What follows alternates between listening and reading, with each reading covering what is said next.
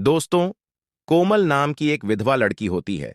कुछ दिन पहले ही इसके पति का देहांत हो चुका था। इसकी उम्र लगभग 22 साल के करीब थी। एक दिन रात के 9 बजे के करीब यह अपने ससुर की चाय में शक्तिवर्धक गोली मिलाकर उसको पिला देती है। उस चाय को पीने के बाद उसके ससुर की हालत खराब हो जाती है। उसके शरीर में उत्तेजना पैदा हो जाती है। उसका शरीर कंपन करने लगता है। वह अपने आप को बर्दाश्त नहीं कर पा रहा था। लेकिन थोड़ी देर के बाद कोमल तेल लेकर अपने ससुर के कमरे में जाती है और उसके पैरों की मालिश करने लगती है। लेकिन उसके ससुर की हालत खराब हो रही थी। उसे काफी उत्तेजना हो रही थी। अब वह कोमल को पकड़ता है और उसके साथ गलत हरकत करने लगता है, अश्लील हरकतें करने लगता है। अच्छा, कोमल तो चाहती थी कि उसका ससुर उसके साथ कुछ गलत करे, इसीलिए कोमल उसका कोई विरोध नहीं कर रही थी और वह भी अपने ससुर का भरपूर साथ दे रही थी। लगभग 10 मिनट तक एक दूसरे के साथ छेड़छाड़ करते हैं। फिर दोनों गलत संबंध बनाने लगते हैं। लगभग 1 घंटे तक यह दोनों एक दूसरे के साथ संबंध बनाते हैं और जब थक जाते हैं तो वहीं पर लेट जाते हैं। अब कोमल रोज चाय में शक्तिवर्धक गोली मिलाकर अपने ससुर को पिलाया करती थी।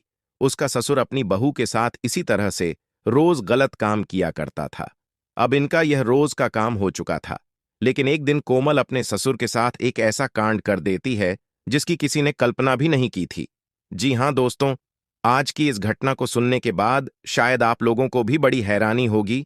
इसीलिए इस वीडियो में आप अंत तक बने रहिएगा, क्योंकि इस घटना से आपको एक बहुत बड़ी सीख मिलने वाली है। बाकी दोस्तों, हमारी आप लोगों से एक छोटी सी रिक्वेस्ट है। वीडियो को लाइक करके चैनल को सब्सक्राइब कर लीजिए और जितने भी दोस्त हमारी इस वीडियो को जहां से भी देख रहे हैं वो कमेंट में अपना नाम और अपनी सिटी का नाम जरूर लिखें, ताकि अगली वीडियो में आपके नाम हम ले सकें। दरअसल दोस्तों, यह सच्ची घटना हैदराबाद की है। हैदराबाद की एक कॉलोनी में छोटा सा परिवार रहा करता था। परिवार में शिव प्रसाद नाम का एक व्यक्ति था। इसकी उम्र 55 साल के करीब थी। शिव प्रसाद का इकलौता बेटा संजय था। इसकी उम्र 23 साल के करीब थी। संजय ने अपनी पढ़ाई लिखाई खत्म कर ली थी और अपने पिता के साथ उसके बिजनेस में हाथ बटाया करता था। शिव प्रसाद की पत्नी का कुछ साल पहले ही देहांत हो चुका था। अब यह दोनों बाप और बेटा घर पर अकेले थे। शिव प्रसाद अपने बेटे की शादी करना चाहते थे। उन्होंने कई रिश्तेदारों और दोस्तों से कहा था कि वह अपने बेटे संजय की शादी करना चाहते हैं। कोई अच्छी लड़की का रिश्ता बताओ। दोस्तों, इस तरीके से 6 महीने का समय गुजर जाता है। 6 महीने के बाद एक रिश्ता आता है। उस लड़की का नाम कोमल होता है। कोमल की उम्र 22 साल के करीब थी और अभी पढ़ाई लिखाई कर रही थी। कोमल देखने में इतनी खूबसूरत थी कि अगर कोई भी उसे देखे तो एक ही नजर में उसे पसंद कर ले। एक दिन जो संजय के पिता होते हैं वह कोमल को देखने के लिए उसके घर पर चले जाते हैं और जब कोमल को देखते हैं तो एक ही नजर में उसे पसंद कर लेते हैं। अब जो संजय के पिता शिव प्रसाद होते हैं वह अपने जेब से 10,000 रुपए निकालते हैं और शगुन के तौर पर कोमल के हाथ में रख देते हैं और कहते हैं कि बेटा, आज से तुम हमारी बेटी हो, आज से तुम हमारी बहू हो। अब संजय और कोमल का रिश्ता पक्का हो जाता है। लगभग 2 महीने के बाद वह दिन आ जाता है जब संजय दूल्हा बनता है और बारात लेकर कोमल के घर पर पहुंच जाता है।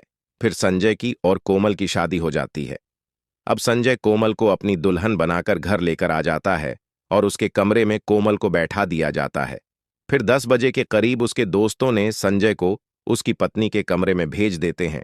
जब संजय अपनी पत्नी के पास जाकर बैठता है और उसका घूंघट उठाता है तो उसे देखते ही खुश हो जाता है, क्योंकि कोमल देखने में बहुत ही ज्यादा खूबसूरत थी। फिर वह अपनी पत्नी से बातचीत करने लगता है और अपने बारे में कुछ बताता है और कोमल से उसके बारे में कुछ पूछता है। लगभग 1 घंटे तक एक दूसरे के साथ बातचीत करते हैं और लगभग जब 11 बज जाते हैं तो फिर यह सुहागरात मनाने की तैयारी करने लगते हैं। संजय अपनी पत्नी कोमल के एक एक करके गहने उतारने लगता है। उसके कपड़े भी उतार देता है और अपने कपड़े भी उतार देता है। फिर कोमल के साथ वह छेड़छाड़ करने लगता है और थोड़ी देर के बाद वह कोमल के साथ सुहागरात मनाने लगता है। वह इतनी जोरदार तरीके से सुहागरात मनाता है कि पहली ही बारे में उसने कोमल की हालत खराब कर दी थी। इन दोनों की खूबसूरत सिसकारियां पूरे रूम में गूंज रही थीं। लगभग 2-3 बार यह सुहागरात मनाते हैं और जब थक जाते हैं तो वहीं पर लेट जाते हैं। दोस्तों, फिर अगले दिन जब सुबह होती है तो जो शादी में मेहमान आए हुए थे वह सब जाने लगते हैं। शाम का समय होता है। कोमल सबके साथ बैठकर खाना पीना खाती है और अपने कमरे में जाकर बैठ जाती है। फिर अपने पति के आने का इंतजार करने लगती है। रात के 9 बजे करीब संजय अपनी पत्नी के कमरे में जाता है और उससे बातचीत करने लगता है। लगभग आधे घंटे के बाद वह अपनी पत्नी के साथ संबंध बनाने लगता है। लगभग 2 घंटे तक वह अपनी पत्नी के साथ संबंध बनाता है और जब थक जाता है तो वहीं पर लेट जाता है। अच्छा, संजय अपनी पत्नी कोमल को वह सारी खुशियां दे रहा था और कोमल भी संजय के मर्दानगी से काफी खुश थी। इस तरीके से दोस्तों लगभग 1 महीने का समय गुजर जाता है। 1 महीने के अंदर अंदर कोमल ने संजय के परिवार को बड़े अच्छे से संभाल लिया था। दोस्तों, अब संजय बिजनेस को काफी अच्छे से करने लगा था। सुबह को ऑफिस जाता था और शाम को वापस आता था। इस तरीके से लगभग 6 महीने का समय गुजर जाता है। एक दिन संजय अपने ऑफिस जा रहा था। उसको थोड़ी जल्दी थी। अचानक संजय की गाड़ी का एक्सीडेंट हो जाता है और मौके पर ही संजय की मौत हो जाती है। फिर वहां पर खड़ा हुआ एक व्यक्ति संजय को पहचान जाता है और वह सोचने लगता है कि यह तो शिव प्रसाद का बेटा है और तुरंत शिव प्रसाद को फोन लगा देता है और कहता है कि इस जगह पर आपके बेटे का एक्सीडेंट हो चुका है और उसके मौके पर ही मौत हो चुकी है। जब शिव प्रसाद अपने बेटे के बारे में सुनते हैं तो तड़प उठते हैं और फिर कोमल को तुरंत बताता है कि ऐसे ऐसे हादसा हो चुका है। जब कोमल भी यह बात सुनती है तो चीखने चिल्लाने लगती है, रोने लगती है और अपने ससुर के साथ घटनास्थल पर पहुंच जाती है। वहां पर जाकर अपने पति को मरा हुआ जब देखती है तो रोने लगती है। लेकिन दोस्तों, कर भी क्या सकते थे, जो होना था वह तो हो चुका था। थोड़ी देर के बाद पुलिस भी वहां पर आ चुकी थी और बॉडी का पंचनामा बनाकर पोस्टमार्टम के लिए भेज दिया जाता है। लगभग शाम तक बॉडी का पोस्टमार्टम हो जाता है और बॉडी को परिवार के हवाले कर दिया जाता है और उसका अंतिम संस्कार कर दिया जाता है। दोस्तों, अब कोमल विधवा हो चुकी थी। उसको अकेलापन महसूस होने लगा था क्योंकि वह अपने पति संजय से बहुत ज्यादा प्यार करती थी। दोस्तों, एक दिन शिव प्रसाद अपने बेटे की पत्नी कोमल से कहते हैं कि बेटा, तुम पढ़ी लिखी हो, तुम इस बिजनेस को संभाल सकती हो। अब मैं तुम्हारे हाथ में इस बिजनेस को देता हूं। कोमल इस बिजनेस को अपने हाथ में ले लेती है और ऑफिस आने जाने लगती है। कुछ दिनों के अंदर अंदर उसने पूरे बिजनेस को बड़े अच्छे से संभाल लिया था। कोमल सुबह को ऑफिस जाती थी और शाम को वापस आती थी। इस तरीके से लगभग 6 महीने का समय गुजर जाता है। 6 महीने के अंदर अंदर कोमल ने पूरे बिजनेस को काफी अच्छे तरीके से संभाल लिया था। अब कोमल को यह पता लग चुका था कि उनके पास कितना बैंक बैलेंस है, कितनी प्रॉपर्टी है और कितना पैसा इस बिजनेस में आता है। जब कोमल को इसके बारे में पूरी सच्चाई का पता लग जाता है तो अब कोमल का मन बदलने लगा था। वह इस बिजनेस को, इस प्रॉपर्टी को और पूरे बैंक बैलेंस को अपने नाम करवाना चाहती थी।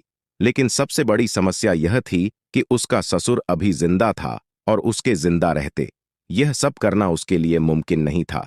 इसीलिए उसने सोचा कि वह अपने ससुर को अपने प्यार के जाल में फंसा लेगी और पूरी प्रॉपर्टी और पूरा बैंक बैलेंस और पूरा बिजनेस अपने नाम करवा लेगी। दोस्तों, अब कोमल जब घर पर होती थी तो अपने ससुर के सामने छोटे छोटे कपड़े पहन के उसके सामने आया करती थी, उसको लुभाने की कोशिश किया करती थी। कभी कभी वह तेल लेकर अपने ससुर के कमरे में जाती थी और उनके पैरों की मालिश किया करती थी। शिव प्रसाद कोमल के मंसूबों को समझ चुका था। वह सोच रहा था कि कोमल को प्यार की जरूरत है।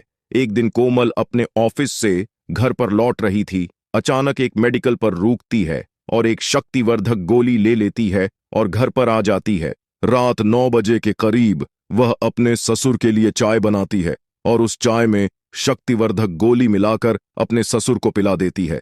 आधे घंटे के बाद उस गोली का असर होने लगता है।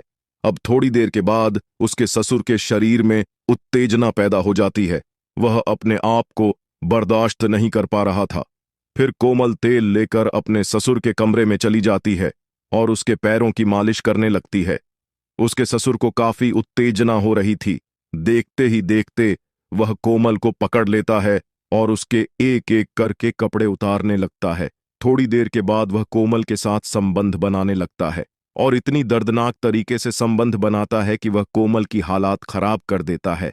लगभग 1 घंटे तक यह दोनों संबंध बनाता है और जब थक जाता है तो वहीं पर लेट जाता है। दोस्तों, अब इन दोनों का यह रोज का काम हो चुका था, क्योंकि घर पर कोमल और शिव प्रसाद दोनों अकेले ही रहते थे। कोमल अपने ऑफिस से जब घर पर आती थी तो अपने ससुर के साथ सोया करती थी, उसके साथ गलत काम किया करती थी। इस तरीके से लगभग 6 महीने का समय गुजर जाता है। अब कोमल के दिमाग में एक खौफनाक प्लान चलने लगता है। वह अपने ससुर को खत्म करना चाहती थी और पूरी प्रॉपर्टी खुद हड़पना चाहती थी। इसीलिए वह एक दिन चाय में जहर मिलकर अपने ससुर को पिला देती है। जहर का असर उसके ससुर पर होने लगता है। उसकी हालत खराब हो जाती है और लगभग 1 घंटे के अंदर अंदर उसकी मौत हो जाती है। कोमल ने इस घटना को एक्सीडेंट का रूप देना चाहा और पड़ोसियों को इकट्ठा कर लिया और उनसे कहा कि जो मेरे ससुर हैं, इनको दिल का दौरा पड़ा और देखते ही देखते इनकी मौत हो गई। लेकिन पड़ोसियों को यकीन नहीं हो रहा था। उन्होंने पुलिस को फोन कर दिया और तुरंत 1 घंटे के अंदर अंदर पुलिस यहां पर पहुंच जाती है और घटनास्थल का मुआयना करने लगती है। फिर पुलिस बॉडी का पंचनामा बनाती है और पोस्टमार्टम के लिए भेज देती है। दोस्तों, फिर अगले दिन पोस्टमार्टम की रिपोर्ट आ जाती है और पोस्टमार्टम की रिपोर्ट में यह साफ साफ लिखा था कि शिव प्रसाद को जहर देकर उसकी हत्या की गई है। दोस्तों, फिर पुलिस कोमल को शक के तौर पर गिरफ्तार कर लेती है और उससे पूछताछ करने लगती है। शुरुआत में तो कोमल कुछ बताती नहीं है, लेकिन जब लेडी कांस्टेबल कोमल के ऊपर सख्ती से पेश आती है तो कोमल टूट जाती है और पूरी कहानी पुलिस को बता देती है और कहती है कि मेरे ससुर के साथ मेरे नाजायज संबंध थे। मैं उनकी प्रॉपर्टी और उनका कारोबार हड़पना चाहती थी, इसीलिए मैंने उनको जहर देकर उनकी हत्या कर दी। जब पुलिस उसकी यह कहानी सुनती है तो दंग रह जाती है। फिर कोमल के ऊपर हत्या का मुकदमा दर्ज करके कोर्ट में पेश किया जाता है। फिर जज साहब उसको आजीवन कारावास की सजा सुना देते हैं। दोस्तों, इस कहानी को सुनाने का मकसद आप लोगों को परेशान करना या आपका दिल दुखाना नहीं है, बल्कि आपको सचेत और जागरूक करना है।